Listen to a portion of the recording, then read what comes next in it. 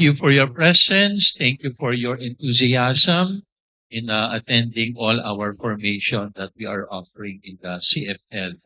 And of course, in collaboration with the ECFL and many other family-oriented groups and organizations. Now, as you can see, the title of my presentation is Magnifica Humanitas. And then the subtitle will be In Vitro Fertilization or IVF and Reproductive Technology. Now, nowadays, there have been many inquiry about, Father, what is IVF?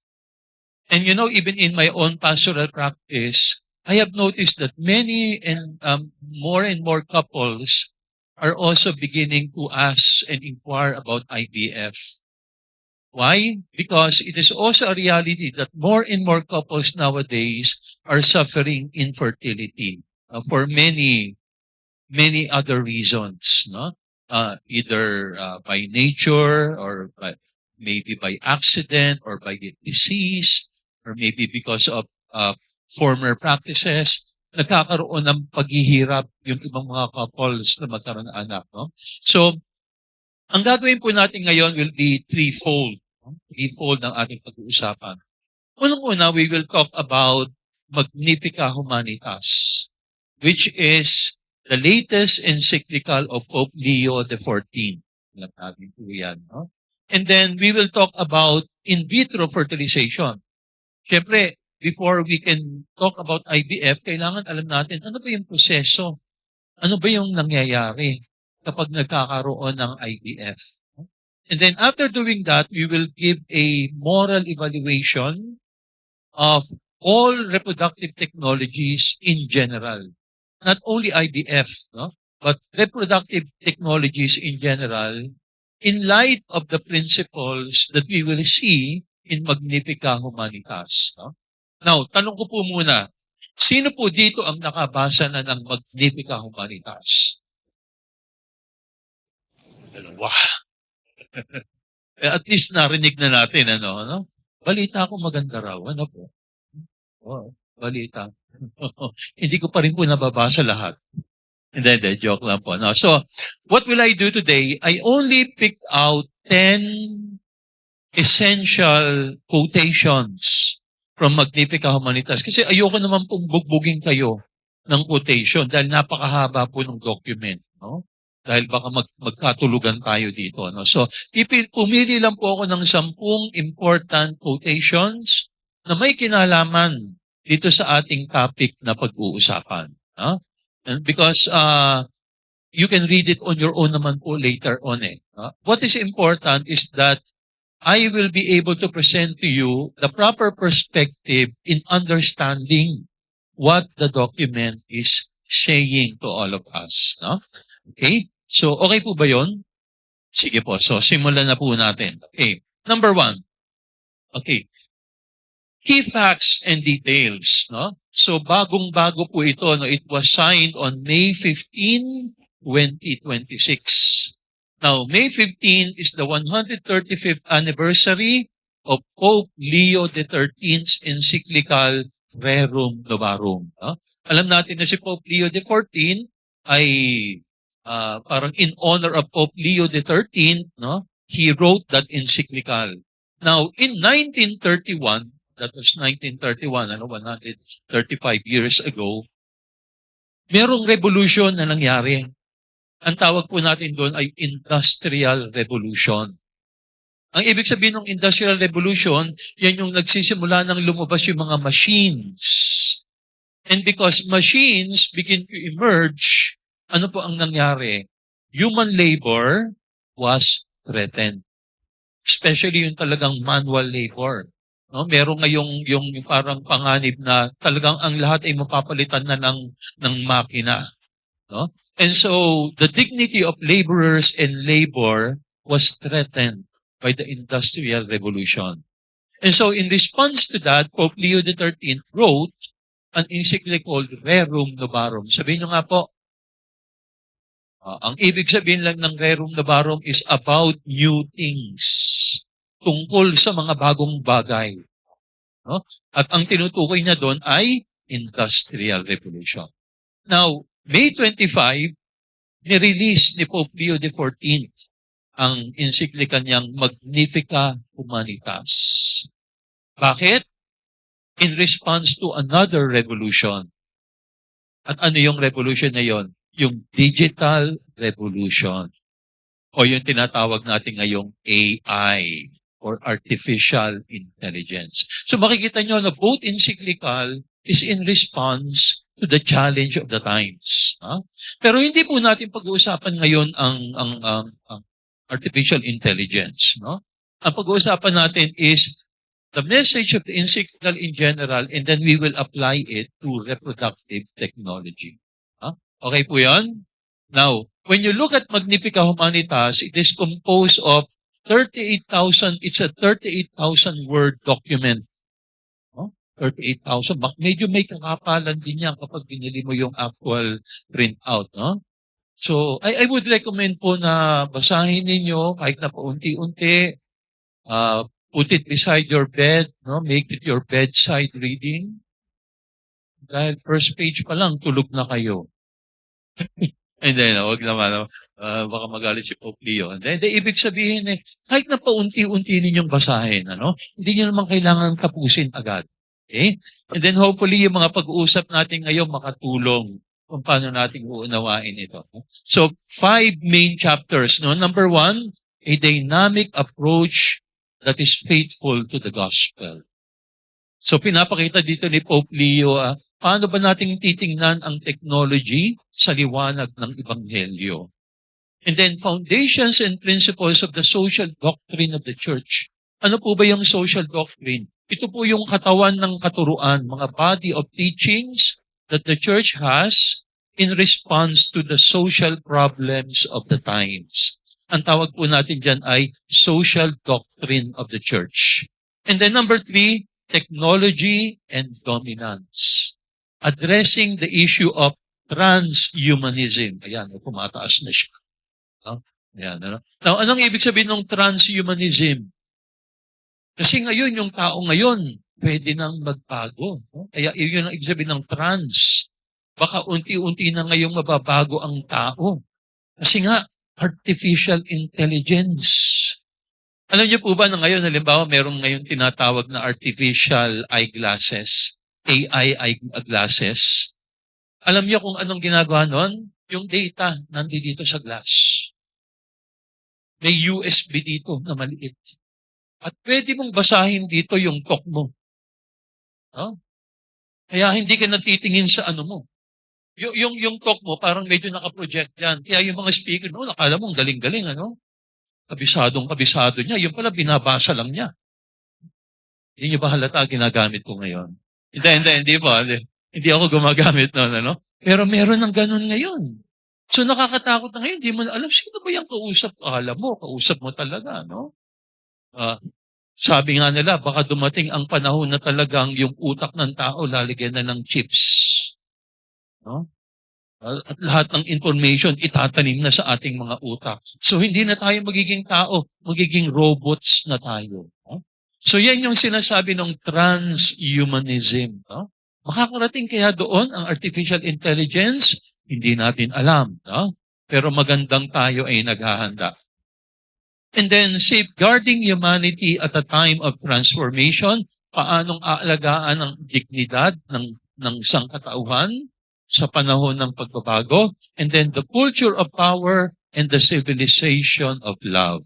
Okay? So, yan yung in a very quick summary yung chapters of Magnificat Humanitas. Right. Now, principle number 1. Sabi ko, ilan yung i-discuss natin? 10. So, nakakaisa na tayo. Every human life possesses intrinsic dignity from the very beginning.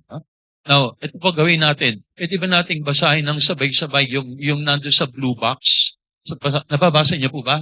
Basahin po natin. Go.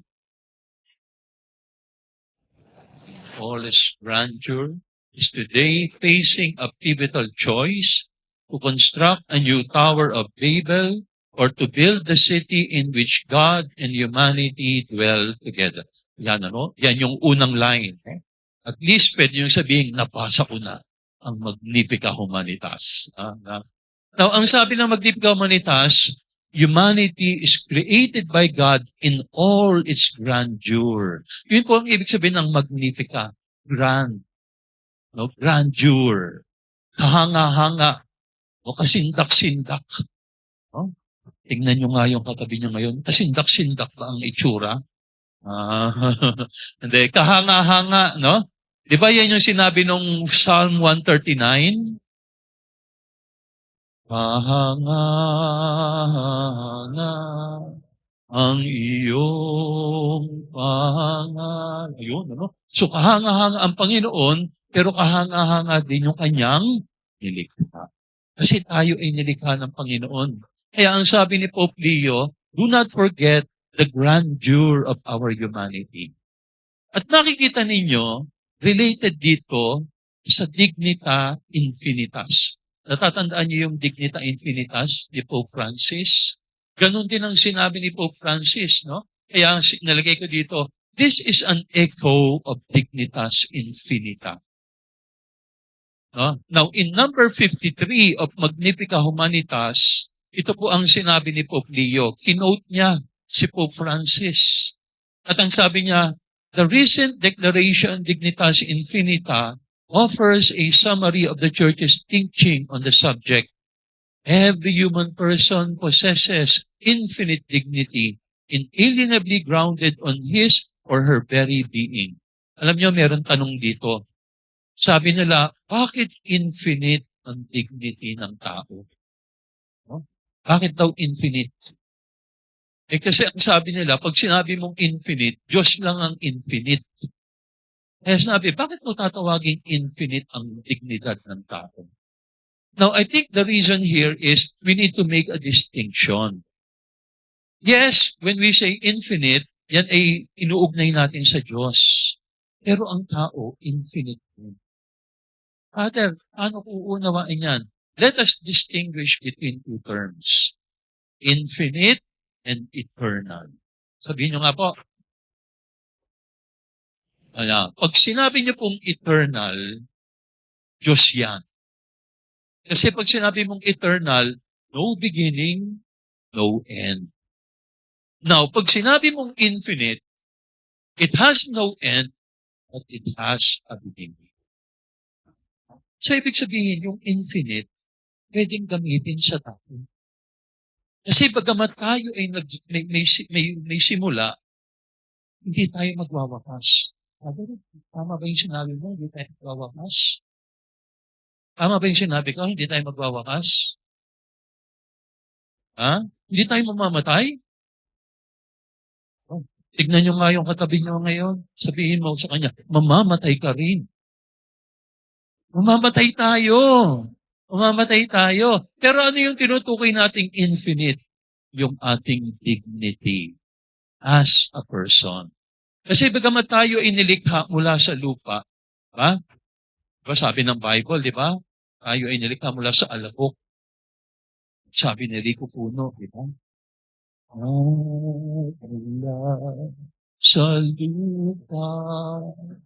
Gusto ko siya taga mag-videoke, no? Mag-videoke na lang kaya tayo. Ayan, ano? Tingnan niyo nga katabi niyo ngayon, mukha bang amoy lupa na.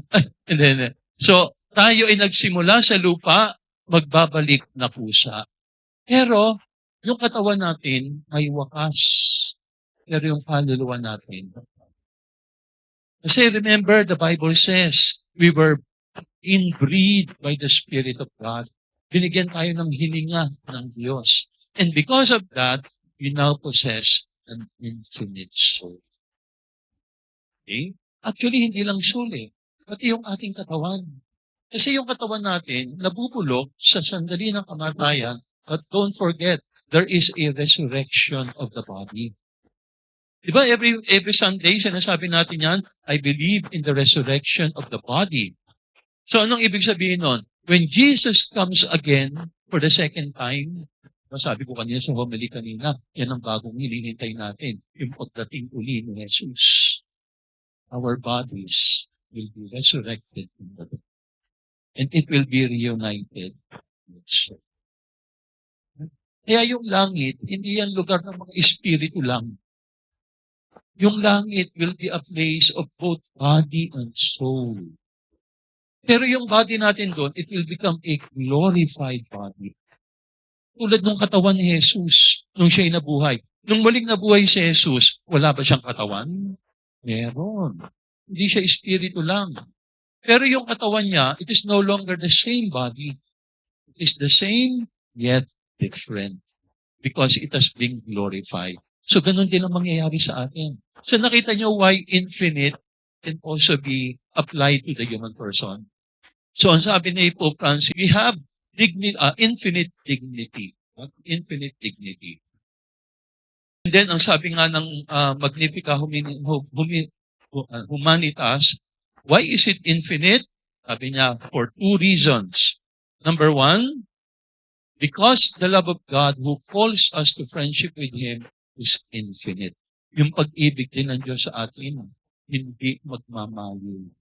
And then secondly, His love is unconditional.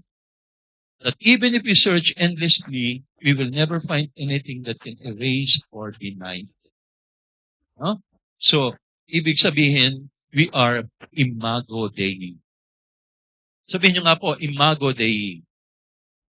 Anong ibig sabihin ng imago Dei? Image of God. Ha? Tayo ay kawangis at kamukha ng Diyos. Now, paano natin makikita yan in the scripture? Look at the formula of creation. Nung nilikha ng Diyos ang mundo, from day 1 to day 5, ano ang ginagamit na formula ng Panginoon? Ang sabi doon, let there be. Let there be light. Let there be the dome of the earth, the fish of the sea. Lahat ng ganoon, let there be. So, from day 1 to day 5, it is an act of making. Kasi let there be. Parang I can imagine God na nung ginagawa niya mo ito, sabi lang niya, let there be light. Nag-snap of a finger lang siya. Lumitaw na nung lahat ng gusto niyang likhain.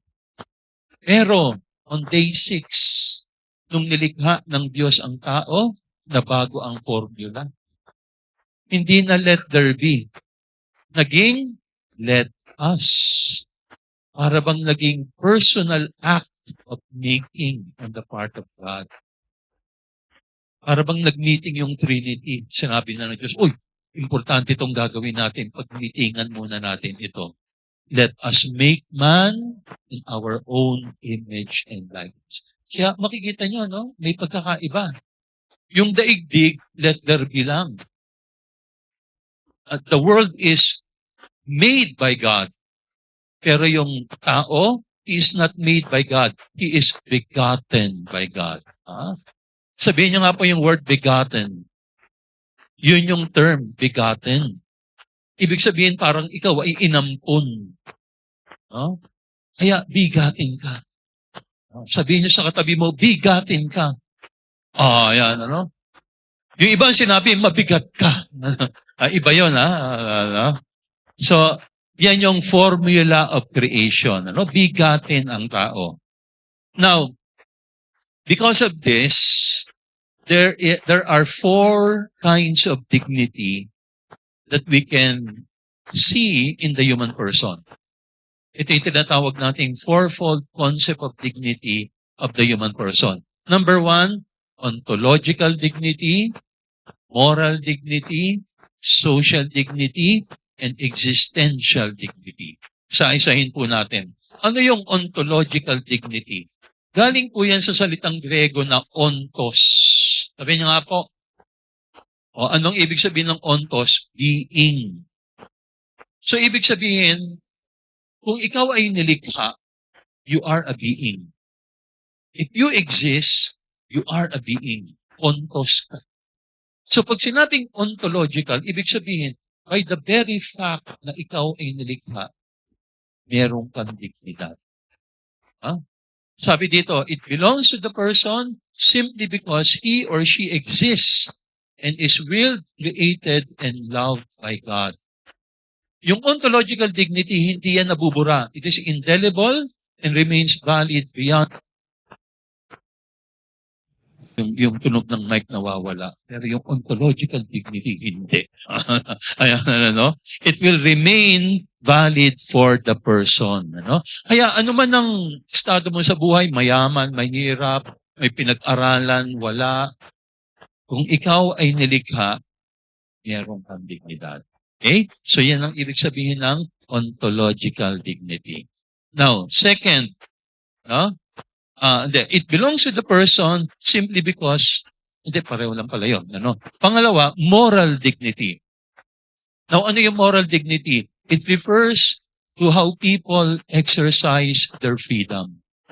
Tayong lahat ay nilikha, pero meron tayong kalayaan. At dahil tayo ay may kalayaan, we are moral persons. Kasi dahil tayo ay may kalayaan, we can say yes to God, but we can also say no to God. Huh? Now, if we can say yes to God, that means we are praiseworthy. But because we can also say no to God, we are also blameworthy. Huh? So, dahil sa ating freedom, we are praiseworthy and we are blameworthy. Yung mga animals, wala naman silang freedom. Wala silang moral dignity. Kaya tao lang ang pwedeng maging culpable. Yung ibig sabihin, ikaw ay guilty. Yan, no? Pag ikaw ay nagkamali, pwede kang parusahan. Ha? Kapag, halimbawa, kapag ang aso ba kinagat ka, pwede bang ikulong ang aso? Ididemanda kita. Didemanda mo ba yung aso? Hindi. Bakit? Wala naman niyang freedom eh. They are not moral beings. Baka yung amo pa, pwede mong idemanda. Ano? Kapag lumindol at maraming namatay, sa Venezuela, no? Ilang libo na yung namatay, pwede mo bang idemanda ang kalikasan? Hindi rin. Because nature is not a moral being. Pero tayo, dahil tayo ay ikalayaan, we are moral persons. Yan yung tinatawag nating moral dignity. Okay? Now, yung ontological dignity hindi nawawala. Pero yung moral dignity pwedeng mawala. Bakit? Kapag gumawa ka ng masama, nawawala yung moral dignity mo. You become immoral. Kaya pwede kang ikulong. Kaya if you are an offender of the law, ibig sabihin yung moral dignity mo has been compromised. Pero yung ontological dignity mo, hindi. Kaya makikita nyo, no? Bawa yung mga kriminal, pwede natin silang parusahan because they have compromised their moral dignity. Pwede mong ikulong, pwede parusahan. Pero bakit hindi natin pinapatay? Bakit sinasabi ng simbahan na hindi dapat pinapatay agad-agad? O adik ka kasi patayin agad yan. Wala kang karapatang mabuhay. Ontological dignity. Kahit na nakagawa tayo minsan ng masama, nandoon pa rin yung dignidad natin bilang tao. Okay? Maliwanag po sa far? Okay, now, pangatlo, social dignity. Ano naman yung social dignity? It refers to the quality of a person's living conditions. Yung ating, yung buhay natin sa lipunan, paano ka nabubuhay? Ikaw ba ay nakapag-aral? Yung nakakakain ka ba? Do you have shelter? No? Do you have medical care? No? So everything that will make your life easy as you live in society. Yan yung tinatawag nating social dignity. Now, it is the role of the government to take care of the social dignity of people. And then, existential dignity. This is the kind of dignity implied in the ever-increasing discussion about dignified life and one that is not dignified. No? Halimbawa, yung mga nagkakasakit, yung tinatawag nating quality of life. No? Minsan yung quality of life, sinusukat natin yan in terms of your productivity. Pero hindi doon nasusukat ang ating dignidad. No? Sometimes, even if you're no longer as productive, mahina ka na, bawa, naging senior citizen ka na, hindi ka na kasing lakas ng before, okay? Meron ka pa rin existential dignity. Okay? So, yun po yung 4 kinds of dignity. No? na ipinapakita nung principle number 1. Alright. Principle number 2, technology. Technology must always remain the servant of the human person. Okay? So ito yung quotation ng Magnificat Humanitas. Basahin po natin sabay-sabay. Go.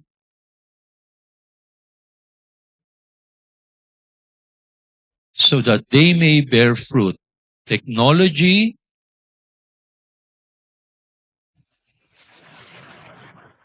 but it can also divide, exclude, and okay, ang sabi ng Magnificat Humanitas, biyaya ang technology. Whether anuman technology, digital technology, reproductive technology, economic technology, military technology, biyaya yan, bunga yan ng talino ng tao. Pero ang sabi doon is a two-edged sword. No? It can bless us, but it can also curse us. Kaya mahalagang ginagamit natin ito ng mabuti. No? Meron akong ipapakita sa inyong comic strip. No? Yan, no? So nakita nyo, ito yung nangyari nung panahon ng Egypt. No? Slave yung mga Israelites noon. Pinagagawa sila ng pyramid.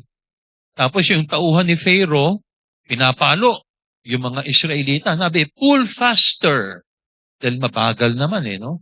And then sabi, there has to be an easier way. No? Mapapabilis kaya ang trabaho. So ang ginawa niya, nag-isip siya, and then gumawa siya sa kanyang drawing board, and then nakaisip siya ng idea. Dinrawing niya, nagtrabaho siya, and then pagkatapos noon, naka-invento siya ng the wheel.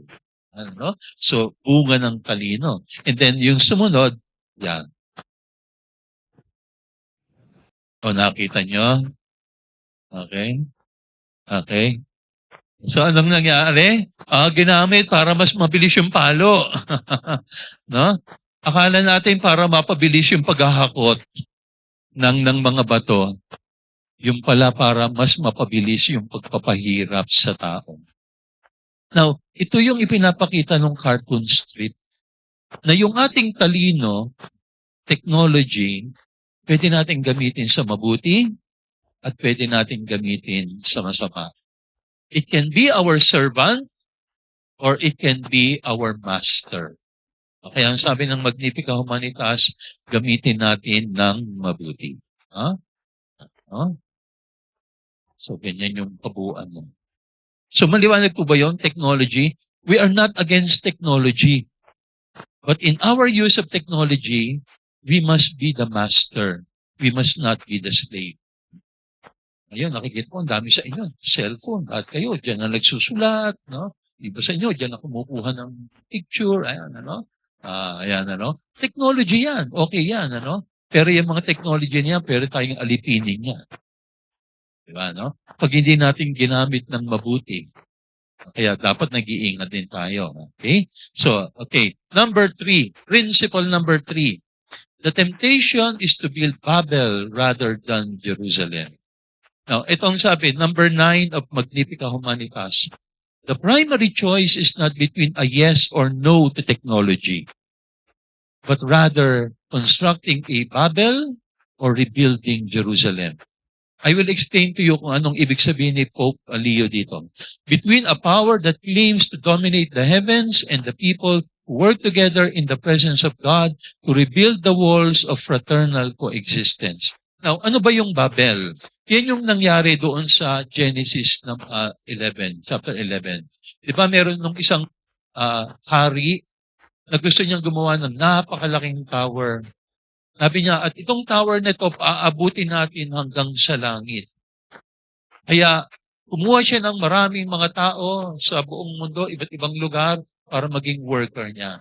Sabi niya, I want to counter God. I want to be bigger than God. I want to build a tower that will reach the heavens. At nung makita ng Diyos yung kayabangan ng hari, anong nangyari? Nagulo yung usapan ng mga workers, and then hindi nabuo yung kanilang pinaplanong tower. Okay? So, yung Babel ngayon becomes a symbol of number 1, human intelligence. Kasi yung mga engineer niya, gumawa na ng plano eh. I-execute na lamang nila eh. Pero Babel becomes also a symbol of human progress. Kaya pag narinig natin yung sinabing Babel, it becomes a symbol of intelligence, but also progress. Now, ano naman yung sinabing rebuilding Jerusalem? No? Ang tinutukoy dito is from the book of the prophet Nehemiah. Kasi si Nehemiah, nung nagkaroon ng Babylonian Babylonian captivity, yung mga Israelitan they were sent on exile. Pero there was a time that they were able to go back. And when they went back, nakita nila the temple was ruined. Talagang sinunog ang templo, destroyed yung templo. So anong ginawa ni Nehemiah? He called on the different groups of people in order to rebuild Jerusalem, the temple of Jerusalem. Because the temple of Jerusalem is the symbol of the life of the people. And then bago nila ginawa yun, they prayed to the Lord. And they asked the Lord to bless their neighbors so that by the strength of God's grace, they can rebuild Jerusalem. At ang sabi ng kwento, inalugdan ng Diyos yung kanilang gawa. So nakita niyo yung pagkakaiba? Babel, a symbol of human intelligence and arrogance. And then Jerusalem, yung ginawa ni Nehemiah, a symbol also of human intelligence but also obedience to God. So when we do things, when we exercise our intelligence in obedience to God, it is pleasing to Him. But when we use our intelligence against God, it becomes displeasing. Okay? So, yun yung another principle. Papagod na si Kuya sunod sa akin. Alright, no? Alright. Now, being images of God, therefore, man is the image and likeness of God with God, not against God. Yun ang mahalaga. Let us practice our being image of God, not against God, but with God. Kasama ang Diyos, hindi laban sa Diyos. Bakit? Kasi kapag ginamit natin yung ating talino o technology against God, anong mangyayari? We call it the eclipse of the sense of God. The eclipse of the sense of God. Mawawala na yung ating pagkilala sa Diyos. Ito naman, ang gagamitin naman natin dito, yung Evangelium Vitae, number 122. Ang sabi ni Pope John Paul II, when God is forgotten, the creature itself grows unintelligible. Yung naka-highlight, sabi doon, man is no longer able to see himself as mysteriously different from the earthly creatures. Nawawala na yung ating dignidad bilang tao. Kasi kapag inihiwalay natin ang ating sarili sa Diyos, ang Diyos ay nagiging kalaban natin at tayo din nagiging kalaban ng Diyos. The eclipse of the sense of God. At pag nawala yung ating sense of God, anong mangyayari? Ang tawag po natin dyan, practical materialism. Sabihin nyo nga po. Okay, now ano po yung practical materialism? Meron niyang 5 consequence. Number 1, the priority of having over being.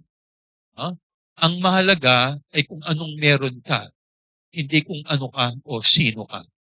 Yan yung practical materialism. No? Kaya gusto natin laging we amass, we collect things, objects. Di ba ganyan yan, no? Yung mga yung mahilig sa iPhone. No? Ilang model na ng iPhone meron? Ano pa ngayon? iPhone 17 na. Hindi na matatapos yan hanggang iPhone 1000 yan. No? At tayo, ang ginagawa natin, pag may bagong labas, ay kailangan ko yan, kailangan ko yan, kailangan ko yan. Di ba? Atat na atat tayo. Para bang ang mahalaga ay having, hindi na being. Nung lumabas yung iPhone 17, doon sa Power Mac, doon sa Greenbelt, alam niyo ba, a day before, may mga natutulog doon sa labas ng store. Natutulog, nagka-camping sila. Dahil gusto nila, yung pagbukas pa lang ng store, sila yung unang-una. Ganyan yung priority of having. Bagong model ng kotse, bagong model ng damit. Yan yung practical materialism. Pangalawa, yung body, the body will become a property and not a personal reality. Ang magiging tingin natin sa katawan ay gamit na lamang, hindi na bahagi ng ating pagkatao. No? Kaya yan, nung nagkakaroon ng halimbawa, prostitution, human trafficking, organ transplant for sale, yan, yung katawan ng tao nagiging gamit, hindi na tao. Okay? Property and no longer a person. Pangatlo, suffering is to be avoided at all costs. Ayaw na nating maghirap. Gusto nating lahat na convenient, madali. Kaya, pag may sakit ka na, patayin na lang natin para hindi na naghihirap. Yung mga matatanda, patayin na lang. Aalagaan mo pa sa home for the aged yan, sayang lang ang pera. Patayin na lang. Para hindi na naghihirap. At ang tawag natin doon, mercy killing. Because we don't want them to suffer. Or, kapag yung mga bata ay pwedeng magkaroon ng disability, di ba? Ay, kamakailan lang, was it last month, yung dalawang famous TikToker na million sa follower, na-diagnose na magkakaroon sila ng anak na mayroong Down syndrome. Anong ginawa nila? Pina-abort nila. At in-announce pa nila sa social media. Sabi nila, it is an act of mercy. No? Para hindi maghihirap puno. Okay? And then, the depersonalization of sexuality. Yung sexuality and sex, magiging depersonalized na rin. Nawawala na siya ng nagiging parang activity na lang siya, recreational activity. And then lastly, procreation becomes an enemy of sexuality. Pati yung procreation, syempre, kung ang sex ay naging depersonalized, pati na rin yung product ng sex, which is conception, pati depersonalized na rin. Alright? Now, ang sabi po ng Catechism of the Catholic Church, number 2377, ano raw ang ginagawa at pwedeng gawin ng reproductive technology? They can dissociate the sexual act from the procreative act. Kasi di ba dalawa ang kahulugan ng sex? Unitive and procreative. So because of technology, pwede natin yung paghiwalayin. Mamaya, pag pinag-usapan natin ng IVF, i-discuss natin yan. No? At ang sabi dito, yung naka-highlight, the domination of technology over the origin and destiny of the human person. So technology na ngayon ang magde-determine ng pinagmulan ng sangkatauhan. Okay? So yan po yung Catechism of the Catholic Church. Now, reproductive technologies. Ano-ano ba yung sakop ng reproductive technologies? Tatlo po yan. Number 1, artificial insemination. Pangalawa, in vitro fertilization. And then pangatlo, cloning. These are the 3 major reproductive technologies. Now, hindi na po natin i-discuss lahat isa-isa. No? Dahil that is a separate talk. Hindi tayo matatapos. Pero siguro ang pag-usapan na lang natin, very quickly, yung artificial insemination. Pag sinabing insemination, ibig sabihin, yung semen o yung similya ipinapasok sa reproductive tract of the woman. Ano? Either, ang ginagawa dyan, either magka-masturbate yung asawa, kukunin ng doktor, dahil baka may problema yung similya ng lalaki, so lilinisin, palalakasin, lalagyan ng vitamins and minerals and lecithin. Kung ano, ginawang basta kung anong gagawin doon, At kapag yan ay napalakas na, yan, i-inject uli doon sa reproductive tract ng babae. Yan po yung tinatawag na insemination. Now, merong 2 uri ng insemination. Pwedeng yung tinatawag nating homogeneous at heterogeneous. Pag sinabing homogeneous, yung semilya nanggaling sa asawa. Okay? Pag heterogeneous, yung semilya nanggaling sa third party. Pwedeng hindi mo kilala. Pwedeng bumili ka ng semilya sa sperm bank at ginamit ng babae. Yan yung homogeneous or heterogeneous. Okay? So, yan po very quickly ang... So, makikita nyo, no? Hindi na nagtatalik yung mag-asawa. Yung doktor na lang ang gagawa. Ha? So, nahihiwalay yung unitive at procreative. Now, yung in vitro fertilization, ito yung medyo mas komplikado. Ha? So, let me explain it. No? Hindi na po ako magpapataas ang kamay kung sino na nakapag-IVF. Hindi, ano? Okay, no? O baka meron nag-attempt ng IVF. Pero let's explain, no? Ang ibig sabihin ng IVF is in vitro fertilization. Ano pong ibig sabihin ng in vitro? In the glass. Vitro is glass. So yung glass na yon, it can be either a test tube, kaya di ba yung test tube baby na tinatawag, o kaya naman isang petri dish. Ha? Now, yung insemination po, yung fertilization, nangyayari sa loob ng katawan ng babae. Ha? Kaya nga, insemination. Pero yung in vitro fertilization, sa labas ng katawan ng babae nangyayari yung fertilization.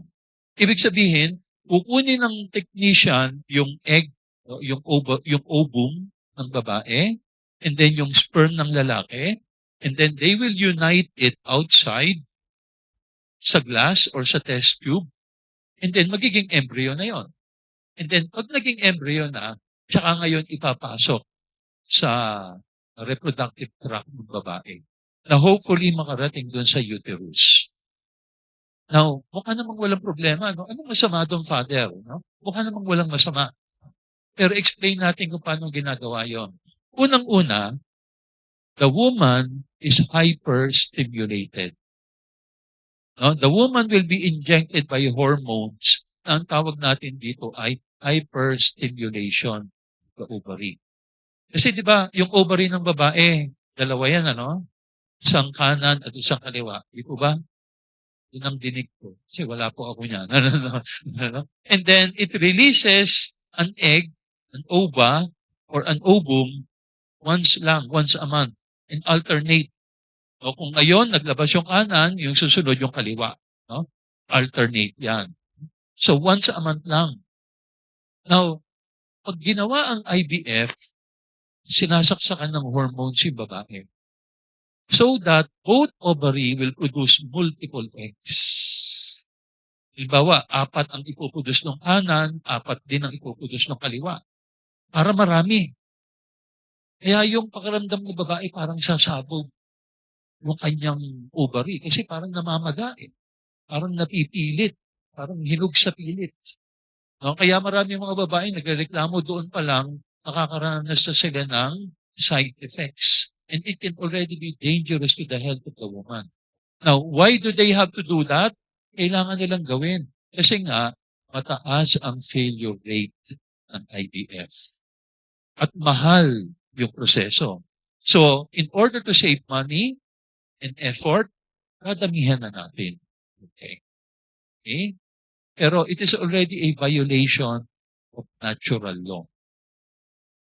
Okay? Now, pag dumami na yung egg ng babae, kukunin na yun, they will harvest the egg, no? Through parang laparoscopy, no? Hinihigop yung egg. And then, yung sperm na pwedeng manggaling sa husband o kaya naman to an anonymous third party, they will mix it in a glass or in a test tube. So, anong ibig sabihin nun? Maraming embryo yung napoproduce. Kung nag-harvest sila ng 8, pwedeng 8 yung embryo na magpuproduce. Okay? Now, ano ngayon ang gagawin? No? Ipapasok nila yan. Hindi isa lang. Hindi isa lang. Dadamihan nila ang pagpasok. Minsan, 2, 3, 4. Bakit? Para siguradong may mabubuo at makakapit doon sa uterine wall ng babae. Kasi malakas nga ang failure rate eh. malamang hindi makakakapit. So dadamihan nila. Ha? And then, halimbawa, naglagay ka ng 4, paano kung kumapit lahat? Lahat na buo. Di 4 ang anak mo agad. No? Ano ngayon ang gagawin? Titingnan nila kung alin ang pinakamalakas. Titingnan nila kung ano yung pinakamaganda. And then magkakaroon ng selective termination. Okay, ha? So nakikita niyo po yung proseso. Meron yung selective termination. Nabalitaan niyo noon, merong isang babae yung tinatawag na octomom. Yung nagkaroon ng 8 anak, IVF yun. Kasi 8 ang ipinasok. 8 ang nabuo. Kumapit lahat. Tapos nag-decide siya na, sige, lahat na lang kunin natin. Kaya 8 yung kanyang isinilang. Parang tuta lang, ano. No? Pero ganun po ang magiging proseso. Father, hindi ba pwedeng isa lang ang ipasok? Pwede, pero hindi yan gagawin ng mga doktor. Unang-una nga, dahil mahal ang proseso, and then mataas ang failure rate. Kaya kapag isa lang ang ginawa mo, malamang uulit at uulit ka na naman. Kaya dinadamihan talaga nila. So nakita niyo po, even the process itself already has many moral questions. No? Anong gagawin mo doon sa mga tinanggal mo? Tao na yan, no? The moment nag-meet yung sperm at egg, becomes an embryo, it is already a person. Now, yung iba ang ginagawa nila, nagiging leftover yung embryo. Itinatago nila yan sa mga canister, cryopreservation ang tawag, no? They put it under sub-zero temperature, no? Naka-freezer lang, no? Kaya, pag nagpunta ka sa mga IVF clinics, pwede kang bumili ng embryo. May mga babaeng gano'n, sasabihin nila, pwede bang ano? Kasi gusto ko lang ng anak, pero ayoko ng asawa. Di ba, may mga ganyan? I want a child, but not a husband. So, pupunta yan sa IVF clinic, they will order an embryo. Pwede bang ilagay mo sa ating uterus? No? Kaya nakikita nyo yung depersonalization of sex and the human person. Maraming ang nagkakamali pa dyan eh. Dahil syempre nakatago. No? Minsan nga merong couple, no? Na nag-IVF, white couple. Nung nanganak yung babae, black ang anak. Nagkamali yung technician. Nagkamali ng kuha. No? Ang nakuhang embryo, product ng black people. Anong gagawin mo? Ipinanganak mo na. Hindi, ibabalik mo, return to sender. Pero ganun ang ginawa, dinimanda ng couple yung IVF clinic. Pero anong gagawin mo sa bata? So nakita nyo yung many complications of the process itself. Ayan, no? So ganun po ang IVF. Now, pero alam nyo, kapag yung mga babae minsan pumupunta sa clinic, they don't explain it this way. Nasasabihin lang naman nila, basta kukuha lang tayo ng egg and sperm, pagsasamahin natin, ibabalik sa'yo. Yun lang. But they don't explain all the other implications which have many moral implications. So, maliwanag po. Yan, ano? Na huwag na natin pag-usapan yung cloning. Mas komplikado yun, ano? Sa ibang araw na lang, no? Yung next formation na lang natin yan, ano? Alright. Now, principle number 4. Ang sabi dito, human beings are never objects of production. No? Hindi kayo pinoproduce sa factory.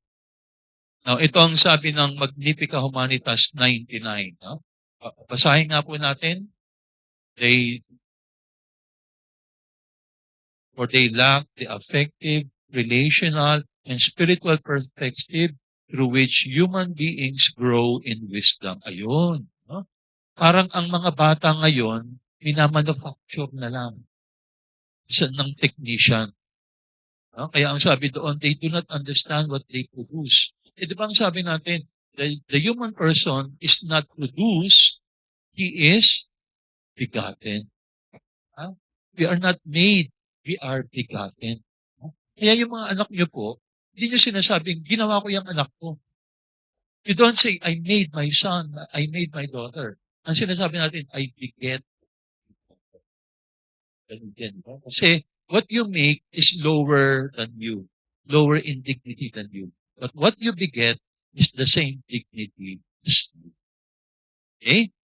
Now, ano po ang rule natin about reproductive technology? Ang sabi ng document, another document, no? Ang tawag naman natin dito ay Donum Vitae, technology must assist and not replace. Sabihin nyo nga po, assist and not replace. Tandaan nyo po yan, ha? Assist, not replace. Dapat, tinutulungan lang, hindi pinapalitan ang marital act. So, sabi dito, if the technical means facilitate the conjugal act or helps it to reach its natural objective, it can be morally acceptable. On the other hand, if the procedure were to replace the conjugal act, it is morally illicit. Now, ang tanong, sa IVF po ba, does IVF assist or does it replace the marital act? Replace, ha? Kasi hindi na nga nagtatalit. Kukuha na lang yung technician ng sperm and egg. No? Kaya parang yung tao ngayon, minamanufacture na lang sa clinic. So, it no longer assists. It already replaces. Now, yung artificial insemination, pwede pa. No? Kasi it can be an act of assisting and not replacing. Kaya although hati rin yung mga moral theologians dito, no? Marami din mga moral theologians na sabi na even insemination cannot be accepted. Dahil pwede rin mangyari na yung semilya nanggaling sa ibang tao. At pwedeng i-manipulate pa rin ng technician. Okay? So assist and not replace. A medical intervention respects the dignity of persons when it seeks to assist the conjugal act, either in order to facilitate its performance or to enable it to achieve its objective once it has been normally performed. Ayun, kailangan nandun pa rin yung normal performance of the marital act. Okay? Pag nawawala na po yun, it is no longer assisting and replacing. Okay? Now, ano yung mga accepted means ng assisting and not replacing the marital act? Number one, yung timing ng intercourse. Alam nyo, minsan, couples can have children if they know the timing of the intercourse. Di ba yung NFP teacher natin, alam nila yan. No? May mga couple na hindi magkaanak dahil mali lang ang timing ng intercourse. No? Hindi ko na po ituturo sa inyo yan dahil ibang session na yan. Ano? At hindi na dapat ako nagtuturo niyan. Ano? Baka tumaas ang kilay ninyo. Ano? Father, ha? Ano? At hindi ko na po inaral yan dahil baka matukso pa akong gamitin. Ano? Pero yung timing of intercourse, kung aalamin ninyo, yan, you can achieve. So yung NAP po, yung family planning, hindi lang yan postponing. It can also be achieving. And I heard, di ba, even the sex, pati yung sex, yung gender ng bata, pwede mong ma-determine, determining on the timing. Now, yan, hindi yan replacing the marital act. It is assisting the marital act. O kaya naman, nutrition. Kasi pwedeng mangyari na baka hindi ka magkaanak dahil yung iyong nutrition mali. No? Lagi kang nagsigarilyo, alcohol, smoking, nagka-drugs ka, no? Pero with the right nutrition, no, with the right health care, pwede kang mag-achieve ng pregnancy. Kaya tinitingnan din yun, ano? Now, yung ganoon, it is an act of assisting and not replacing. Excessive exercise, pwede rin mangyari yan, ano? Yung iba, nakukunan or hindi magkaanak dahil laging very active. Di ba may mga ibang mga babae na very delicate pag ang pregnancy? Kaya ang ginagawa ng doktor natin, once you become pregnant, ano ka? Yung bed rest ka. Pahinga ka talaga. Ayan, ano? Dahil kailangang ingatan. May mga ganong instances. So, that is not replacing. That is assisting. Hormones. Yan. No? Sometimes, hormonal treatment can also assist, no, the natural process of the marital act. fertility drugs, surgery. Minsan, surgery can correct certain deformations or malformations in the reproductive system of both the male or the female. Ito, isang wear loose-fitting boxer shorts sa mga lalaki lalo na. Bakit? Kasi ito, may natural reason dito no? Kapag laging tight-fitting yung iyong pantalon, no? Kaya yung mga mahilig magsuot yan, mga tight-fitting, no?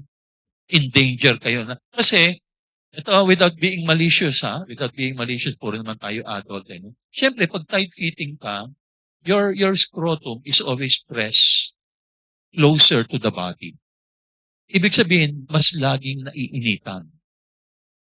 At minsan, kapag laging naiinitan, it can also affect the quality of the sperm. No? Kasi parang 24/7 siyang nasa microwave. No? Di ba ganun yun? Kapag, di ba, pag malamig, no? Ang tendency yung scrotum, nagko-contract. Pag malamig, nagko-contract para bigyan ng init. Pero kapag mainit naman, di ba, yung scrotum, nagiging loose. Parang inilalayo sa katawan mo para hindi masyadong mainitan. Nakita nyo how natural law works? Kaya ang sinasabi ng doktor, siya mag-loose fitting boxer shorts ka para makahinga naman. No, yung iyong at hindi laging naiinitan. O kaya paypayan mo na lang lagi. Pag naglalakad ka, magpay-pay-pay ka. No? Ayan, Okay po ba yun? Ayan, Ayan.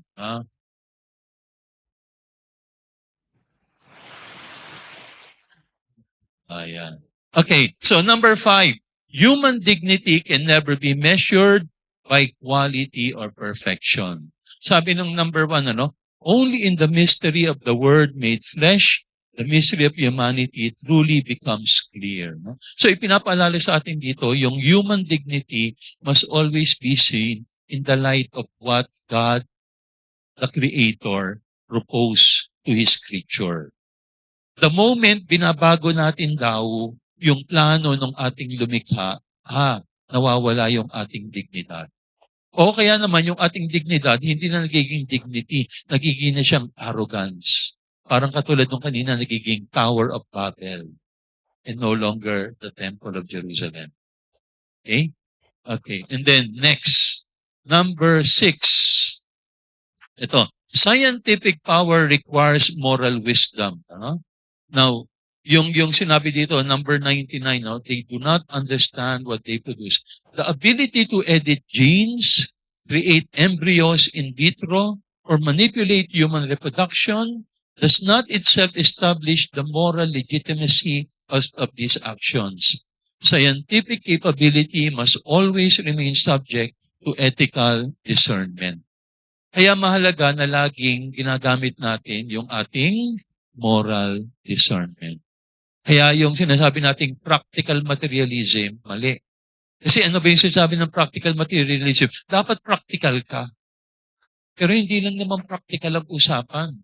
Dapat ethical. Hindi lamang practical.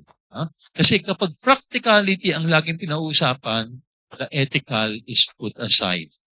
Okay? Kaya it must always be the ethical and not the practical. Yan po yung tinatawag nating moral discernment. Okay? And then principle number 7. Principle number 7. The common good must guide reproductive innovation. Sabi ng number 3 of Magnifica Humanitas, it is not an inert set of concepts, but a living corpus of truth. No? Yung ating daw reproductive processes, hindi lang yan mga konsepto. Pero those are expressions of the wisdom of God, who is the way, the truth, and the life. Kasi yung katotohanan, hindi lang yung konsepto. Yung katotohanan ay person. That is God. That is why whenever we live in the truth of our Creator, we honor the Creator and we also honor ourselves. Pero hindi yan mangyayari kapag ang tingin natin sa lahat ng technology are simply concepts. Mga konsepto lang naman yan eh. So, pwede nating i-manipulate according to our own liking. Pero hindi eh. Natural law possesses a natural system of its own. Kailangan gamitin natin yung ating talino para unawain yung natural processes and then we act accordingly. Right? And then number 8, ito, technological power must never eclipse moral responsibility. Yung quotation sabi, technological power thus takes an unprecedented aspect. At ano yung unprecedented aspect na yon? We no longer see life as a gift. Because it is now the power, the technological power that controls us. We no longer see life as a gift. Now, sinabi rin po ito ng Donum Vitae, another document. Sabihin nyo nga po, Donum Vitae. Latin po yan. Ang ibig sabihin, the gift of life. The gift of life. Ang sabi dito, yung ating desire for a child, it is a vocation to fatherhood and motherhood inscribed in the conjugal love. This desire can be even stronger if the couple is affected by sterility, which appears incurable. Ito po ang medyo controversial. Ang sabi dito, marriage does not confer upon the spouses the right to have a child. Kasi lagi nating naririnig yan. Sabi natin, I have a right to a child. Sa palagay niyo ba, you have a right to a child? Now, ang natural instinct natin, yes, I have a right to a child. Pero alam niyo, hindi. Bakit? Because a child is not a thing. It is a person. Ang sabi ng document, we do not have a right to a child, but spouses have a right to perform the act which may or may not produce a child. Yun yung karapatan ninyo. To engage in the marital act which may or may not produce a child. Kasi natural naman yun eh. Na yung marital act hindi laging nagpuproduce ng anak. Kasi ultimately, at the end of the day, it is still God who will create life. At tayo, mga tao, we are only cooperators with God. Kaya, in theology, pwede ba nating sabihin the parents are creators of the child? No. You are not creators of your children. Kaya mapapansin niyo, di ba? Anong tawag natin sa sex? Anong another term natin sa sex? Bukod sa marital act, anong tawag natin doon? Lovemaking, ano pa? Conjugal act, no? Pero ang tawag natin doon actually is procreation. No? Hindi natin tinatawag na copulation. Pag sinabi mong copulation, yun ang tawag natin sa mga hayop, copulation. Pero ang tawag natin sa tao, procreation. Bakit? Galing po yan sa dalawang salita, pro and creation. Anong ibig sabihin ng pro? Ang ibig sabihin ng pro, in behalf of or in the name of. So ibig sabihin, the husband and the wife create a child in the name of God and in behalf of God. Or in partnership with God. No? In partnership lang, in the name of God lang, in behalf of God lang. Hindi talaga ikaw ang lumilikha. Kaya pwede rin sabihin ng Diyos na, okay, this couple cannot have a child. Either by natural or divine reasons. At hindi natin pwedeng i-demand yon. Why? Because ultimately, the child is a gift. It is a gift. Hindi natin yan pwedeng i-purchase. Alam nyo sa IVF, yan ang pwedeng mangyari eh. Pati sa insemination, yan ang pwedeng mangyari. Yung mga bata, pwede nating ituring na para bang produkto. Kilala nyo yung isang sikat na entrepreneur ng pabango? Hindi ko nasasabihin na pangalan, ha? Kapangalan ko yun, eh. Okay, no? Di ba lahat ng anak niya puro European ang itsura? Blue eyes, blonde hair. Kasi yun ang gusto niya. Kaya lahat ng kinuha niyang surrogate na mothers or yung mga ex, galing sa mga European. Pero alam niyo, recently, may napanood akong interview niya. Siya mismo, sinabi niya, na nararamdaman niya na mali yung kanyang ginawa. Hindi ko alam kung napanood niyo yun. Merong isang podcast, ini-interview siya, at sabi niya, sana patawarin ako ni Lord. Yan ang gusto ko, pero alam kong mali yung aking ginawa. Kasi parang ang ginawa mo, gusto mo yung mga anak mo according to your own liking. Kasi ganun po yan, bawa sa insemination sa mga sperm bank, pipili ka ng sperm eh. Kapag gusto mo blue eyes, dapat blue eyes yung nag-donate ng sperm. Kapag gusto mong maging blonde ang anak mo, dapat blonde din yung nag-donate ng sperm. Now, pati yung intelligence, kung gusto mong maging matalino yung anak mo, tinitingnan nila. Yung nag-donate ba niya, mataas ang IQ, titingnan nila kung mataas ang IQ ng donor. Kung gusto mong musically inclined, inaano nila, musician ba yung nag-donate? Nung nakita ko ngayon, sabi ko sa sarili ko, paano kung gusto kong magkaroon ng anak na pare?